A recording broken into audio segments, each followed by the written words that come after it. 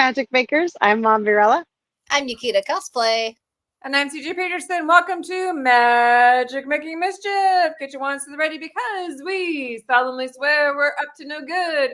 And guys, little wand down there. Speaking of up to no good, today we have William Russellback joining us today. Last time we talked about was it Moonlight series? Cursed Moonlight.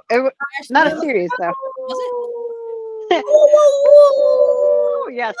So we're going to be talking about Cursed Moonlight, Cycle of the Blood Moon, and Mummy. And a special Kickstarter we might mention at the end that you guys don't want to miss out on too. So I will put the Kickstarter link in there so that we have it. So don't stress. In case we don't get to it, we do have it already in the comments. It is right there. And it was regarding his Psycho Sal. Jeremy is already joining us today. Jeremy Vanders, maker of beautiful wands since last year. And a great for an invitation to flick or switch. Yes, look up properly balanced. Well-weighted, wonderful wands. So he is here. Super Happy is here. He says, hi, all. Hey, all.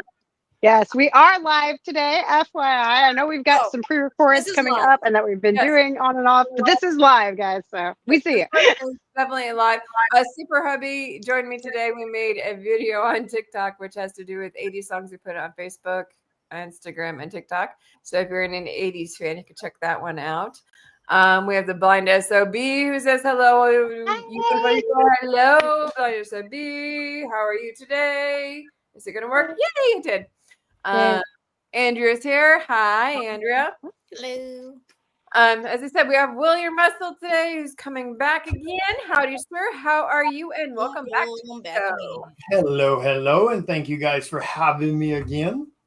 We appreciate you joining us. So we might have gotten a tad bit confused because there are a couple of ones you're working on with werewolves as the part of the storyline. So that we got a little mixed up on those because last time we talked about the standalone that you have. We didn't realize it was a standalone. We thought it was a series. So we assumed that they were connected. No, Cursed Moonlight and Psycho Sal is what we talked about last time. And Cursed Moonlight, that was a one-shot story about two of my daughters versus a werewolf in the Appalachian Mountains. That one's fully scripted and written by me, and it's just a one-shot. And then the other big werewolf story that's coming, which is the one you're probably thinking about, the one everyone's really excited about, and that's Cycle of the Blood Moon. That's like 30 plus issues. That one's going to be huge. That is kind of like Lord of the Rings meets Supernaturals. Nice. Okay, maybe that's the one. You got it with that. Yeah. That was it. Yeah, I think you mentioned both too. Like you touched on that one, and our minds just went werewolves. Okay. Yeah. Sorry about that. But they're all so cool. Like honestly, like all your stories are always so cool that we get all caught up in. Okay. And I've already got some questions going on. So Blinders of Beast says he's doing awesome, but Super Hubby wants to know, how do you make the foils? They look super cool. Well, I mean, the foils, that's just all the printer. I use Ready Comics, and they do such an incredible job, with they've got different types of foils that they implement on their printing process. They do cost us a bit more to do compared to printing regular trade dress copies. But they're usually doing like the lava foils, and then we've got the embossed metals and all this stuff. So we do a little bit of specialty stuff on our Kickstarters than what some people do on others. And to be fair, it's mostly has to do with cost and stuff like that. Because when you start getting into foils and metals and all that stuff, they are not cheap to do. So wouldn't imagine. So when is the Cursed Blood Moon coming out? So Cursed Moonlight, that one is at the printer right now, the one-shot book. Cycle of the Blood Moon, the big one, we're going to be jumping on that real soon. We just wrapped Psycho Sal #9, the last issue in that storyline, and that'll be going to Kickstarter here soon. So now that that's done, completely finished, ready to go to print, we'll be jumping over to Cycle of the Blood Moon here soon. And like I said, that's one everybody's like stupidly excited about. Right. Well, and like I just got the email confirming my address for the Kickstarter on that one too, because I was just looking at it. I was like, yeah, I know that just came in like today. I saw it, so I know it's moving. So I'm waiting. Yeah, we're as of right now, Psycho Sal's been one of the fastest producing indie books on the market. Most indie books are dropping one book a year, one book every 2 years. We're dropping 4 books a year. And we'll be doing the exact same pattern with Cycle of the Blood Moon, even though it's 30 plus issues. By the time it's all said and done, Cycle of the Blood Moon will, I don't think we're going to get it in 30 issues. I really don't, because it's a major epic tale.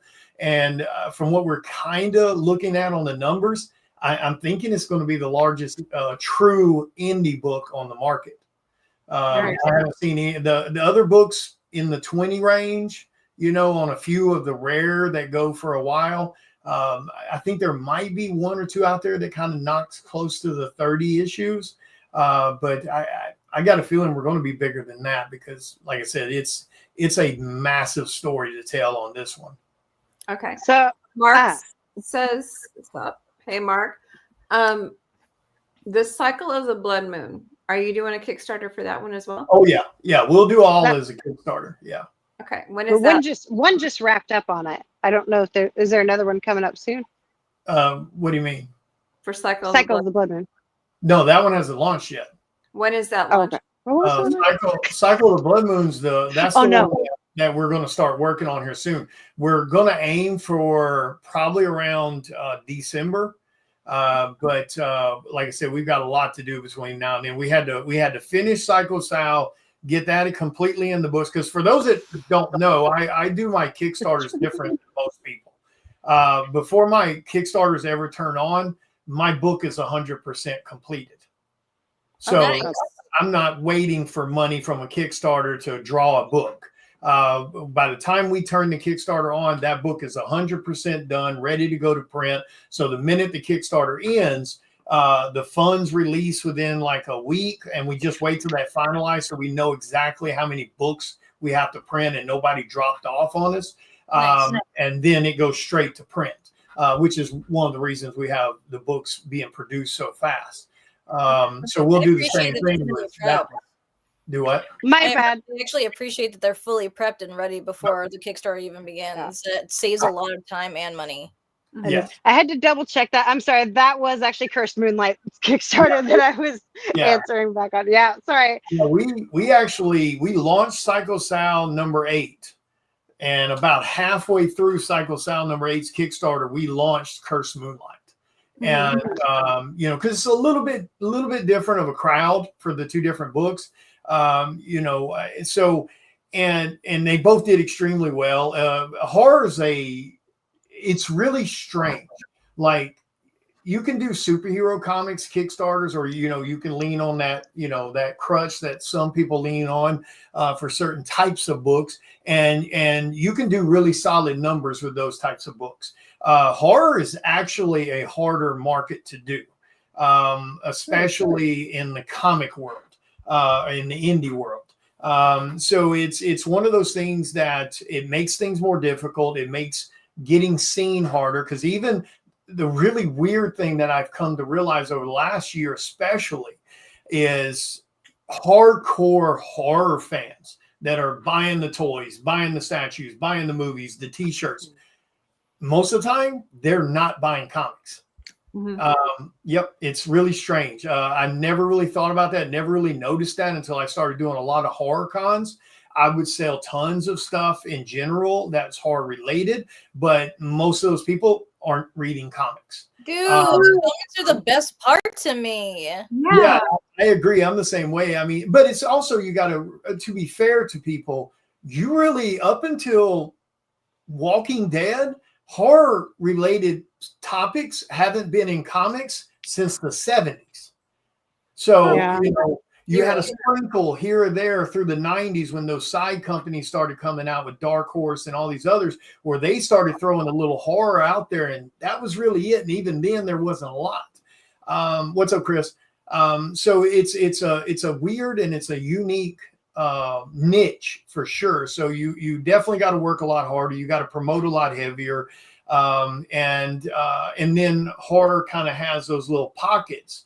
You know, you got your vampire fans, and you got your thriller fans, and you got your werewolf fans, and your serial killer fans, and your Art the Clown fans, and all of this. So, and sometimes those don't cross. That's another thing I've discovered. We need to catch up on some comments real quick. Andy says Psycho Style best horror comic on the market. Chris says howdy. My thing is regarding that, it's like the horror stuff is kind of like to supplement the comics or the movies themselves. That's the way I look at it. Texas Toy Hunter says hack//fan here. So Hack / that is a comic book about Cassie Hack, which you have seen my cosplay of Cassie Hack. She is a slasher killer, which is one of our favorites. There's a horror comic. Actually, okay, I will admit I am guilty of not being one who would normally go out and get comics in general. But whenever I started making friends and I love the art that they do, it got me more into it because I buy yours and I usually, follow up your Kickstarters. You keep kicking them out kind of quick, though. I'm losing track of these. Yeah. I'm getting them confused. I feel bad for my fans sometimes because, and kudos to them that manage to keep up and check every book off. Because I produce more covers than most artists do. I mean, we're 9 months in. We've already had 12 cover drops that I've done for other people. 2 Kickstarters of my own. I've got 5 more covers that are about to drop with another Kickstarter that's about to launch. So yeah, to be fair, when you guys aren't able to buy and back everything I do, I promise you, I get it. I don't take it personal because I'm dumping a lot of stuff. So Arthur Wright says, love the artwork. My question is this: if we can't quite keep up, we can check them out on your website and kind of pick them up there, correct? Or pick them up at until they're sold out. When it comes to me doing retailer exclusives for shops and stuff like that, for like I just did a Department of Truth Zero for Image Comics. That's a artist exclusive. Actually means it was fully funded by me, but I'll have those books till they're sold out. When I do retailer exclusives for other people, let's say it's an Image cover or a Dynamite Comics cover or one of the other company books, I usually get around, out of the 500 print run, I'll get a 50 stack of my covers as artist comps. And they'll be there till they're sold out. When it comes to Kickstarter books, though, for indie creators, I'll usually only get anywhere between 10 and 15 copies of my cover from that Kickstarter. And so those will be on the website until they're sold out. So it's one of those scenarios, like, if you're able to get them when you can, because once they're gone, they're gone. Other than getting them on the secondary market, eBay, whatnot, etc. And now you're paying 4 or 5 times more than what they were. Well, I was wondering, like, the Cycle of the Blood Moon. You said there's going to be like 30 different ones. So you're doing a Kickstarter. How will they know when that kicks off, and how will people know when each one is coming out so they can get it? Just watching my page. You can subscribe to my website. We always announce on the website email subscriber list when the Kickstarter's coming, when the launch date is, and stuff like that. And then plus, just keep an eye on my Facebook page. I've got the Art of William Russell group, public group, private group, the art page, my page. So there's 4 Facebook avenues right there. Then I have the Instagram page, and I'm probably one of the hardest promoters. So the only way you're not seeing me is if you have me on unfollow.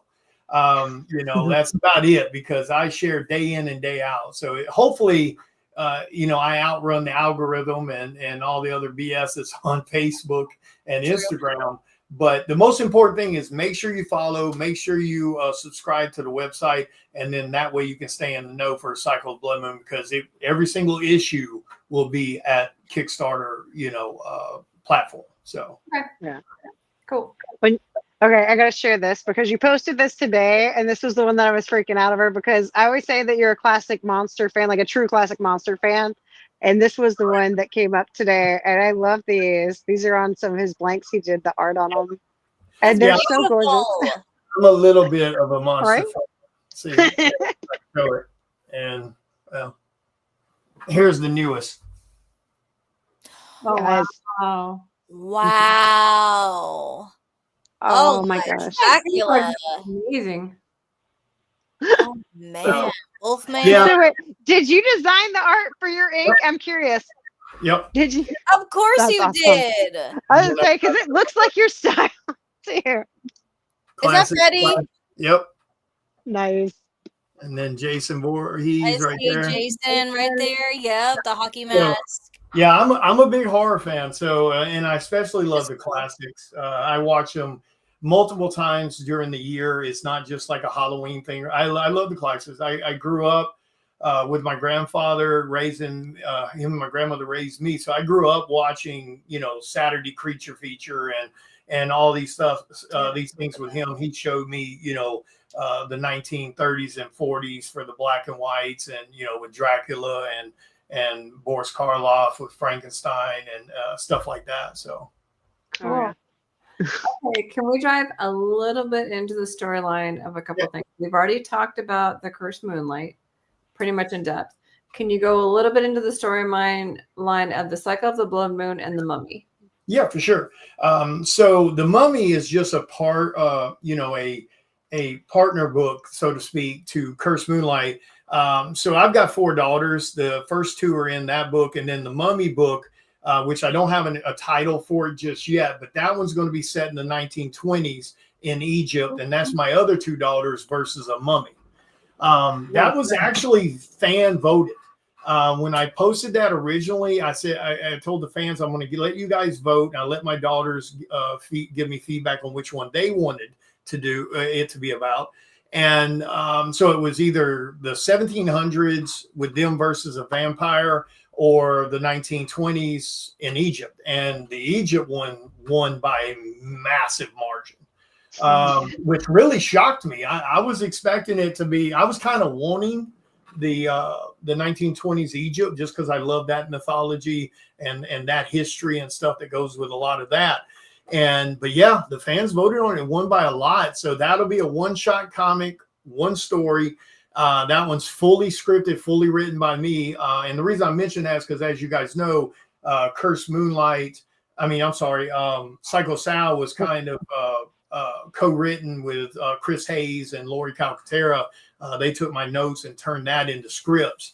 But I wanted to be able to, kind of put my foot in the writing a little bit, because I knew how to do the stories. I just couldn't figure out the script part of everything. And then after watching those guys, change all this process from my notes into the scripts, I started kind of catching on to it. But I will say this, kudos to writers, because I don't ever want to write a series. Like, I haven't.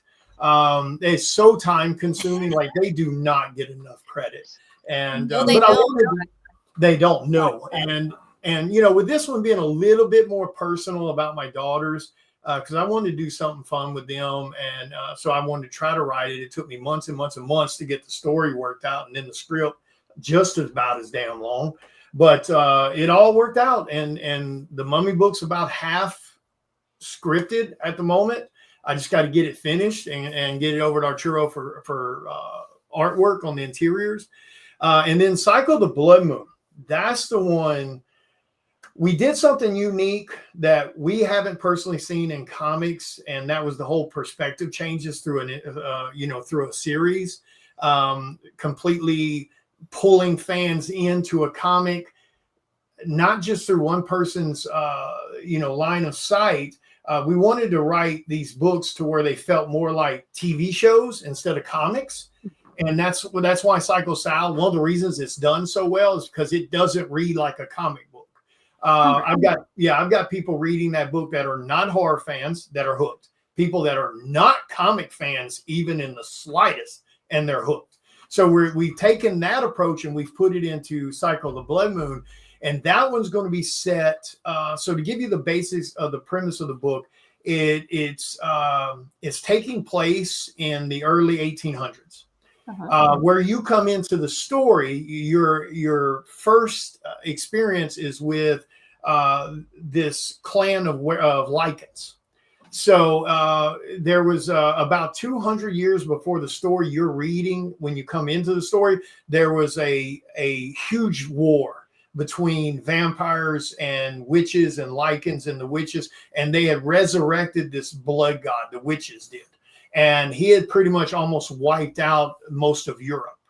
And they finally, after all the vampires, lichens, werewolves, because there are two different versions in this book, they finally, alongside a lot of humans, they finally got him stopped. And that's where also kind of the Black Plague comes from. They buried it under that to try to hide why so many people died. So now you flash forward, you're coming into this storyline where these lichens, the ruling class, have discovered that witches are trying to resurrect them again. So, and it's taking place in New Orleans in the 1800s. And this book will have the witch Delphine in it, who is an actual witch from New Orleans in the early 1800s. So the perspective changes that will come into this is you'll be meeting certain key members of the Lichen House, the Vampire Coven, the witches with Delphine and her clan, and they're trying to get the numbers to stop her again before they can resurrect him this time, because if they do, they know they don't have the numbers to stop what will happen. So you'll get to see those things where they migrate. The entire Lichen clan will migrate to the U.S., to New Orleans, to try to find the witches and stop them. And they don't know exactly who they are. They just know it's happening. So they've got to try to figure this all out, this mystery. But you'll get to see moments in this book where you're visiting these different perspectives. You'll actually get to see Michael and Lucifer, and how they're being pulled into the story again, because the humans don't have the numbers, even with the covens and the lichens. And of course, they're at each other's throats. So they're trying to get everybody to coexist and work with this, and it's just not happening. And there'll be this one angel. So we have two types of whisperers in this book. One's an angel side and one's a demon side. And they're the people who they can't interfere with things that happen. They just whisper in humanity's ears to lean them one way or the other. So when you're in that moment, and let's say you're about to see someone be hit by a vehicle, that's Angelica's the angel you hear whispering, telling you to help, telling you to save that person. Where the other one could be Abaddon, who's telling you to push or to walk away. So you'll meet her, and she absolutely loves humanity. She's in love with everything about them. And she's trying to convince Michael to interfere and to protect and stop what's about to happen. And of course, God hasn't been seen for 2,000 years. And Michael's last standing order from God was, you do not interfere no matter what is happening. So you'll see, moments where they're having conversations and she's trying to persuade him. You'll have moments where Michael actually convenes with Lucifer about whether they should intervene and save humanity and stuff like that. So even in those discussions, one of the main scenes I can't wait to show is where Michael and Lucifer's having this back and forth, and it's a flashback, and it shows where Michael and Lucifer fought in heaven, and when Michael cast him out. So you'll get all these in betweens with it and stuff like that. So it's going to be one hell of a ride, that's for sure. That one awesome. I think I like. I'm thinking that one might be having to be added to my collection. I have to say real quick though, before we move on, I am upset that the vampire storyline lost on the pop-up one. Guys, why did we not do vampires? And I don't mean it lost by a little. I mean, it was a major gap between them. Well, it's just, I love vampires and the mythology of it. I don't care two shakes about some bunch of sparklies, but I blame Twilight. I do. I blame Twilight, sadly. Yeah, exactly. Get out. John, I was God bless you. I bless you. I think the cool thing is the fact that you're using those two standalones for your kids. Yeah, and I think mummies might have won because there's not much out there on mummies and Egyptians and the. That's true. That's true. And it is a lot more rare nowadays. I mean, since we passed the Brendan Fraser stage, at least of things. Jeremy said, always them glitter vamps. Gotta ruin it for everybody. Well, we have about 4 minutes left. Yeah. You want to take about 3 of those and hit your psycho cell number 9. I was going to say, so I've still got my t-shirt. I have not had a chance to unbox it, but I got one of the Psycho Cell t-shirts, which he does have. Speaking of merch. Andrew wants to know really quick, are you going to do a vampire comic anyways and not in the near future?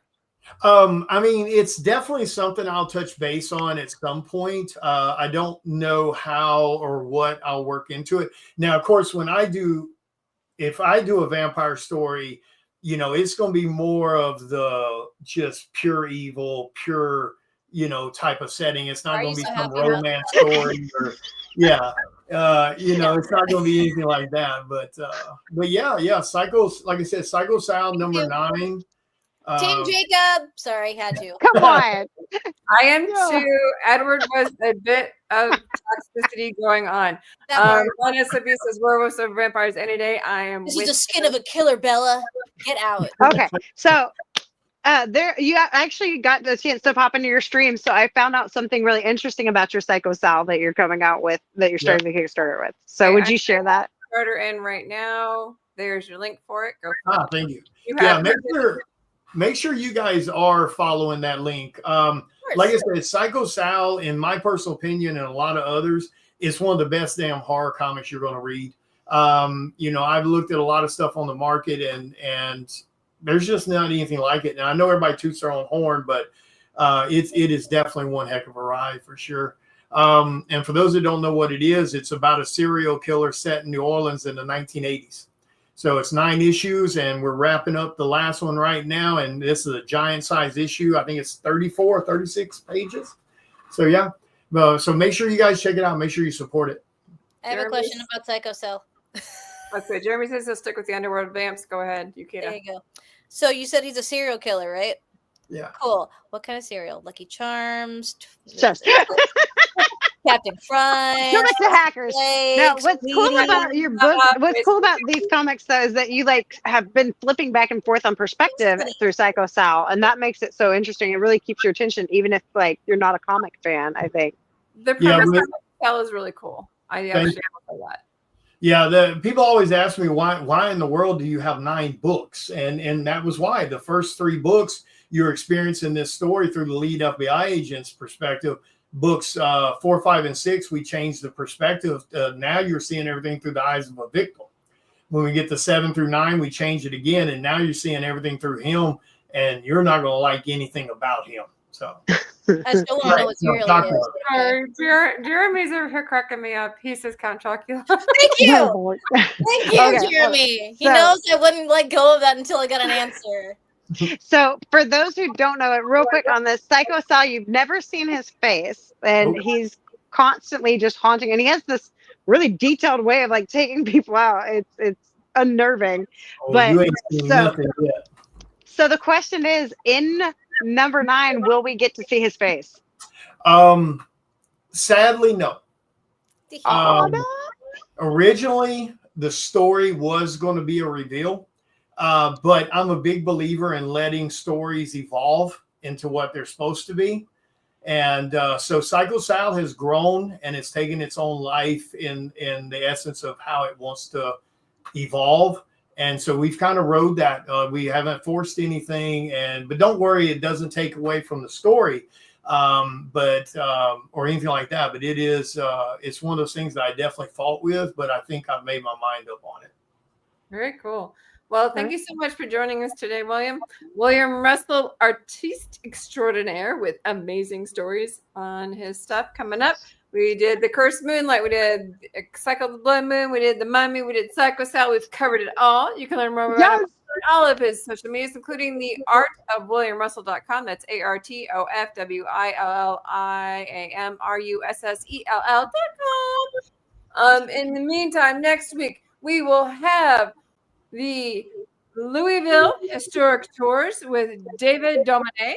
It is pre-recorded. Do not think we are ignoring you. We will be here. In the meantime, get your wants ready because we are now overtime. Yes, thank you so much for joining us again, William. Always a pleasure. So definitely keep an eye on his stuff because he's always coming out with something new. You can't keep going. Make sure y'all smash that thumbs up real quick, actually, and not accidentally like CJ's been doing the whole match. And follow us on all the things, CJ Peterson, as well as Mombi Rella, Yukita Cosplay, and also follow them geeks. Oh, now you don't get the thumbs up. All right, guys. Thank you guys for having me. I appreciate it. It's been a pleasure. Until next time, guys, Mischief managed. Happy spooky season. Bye.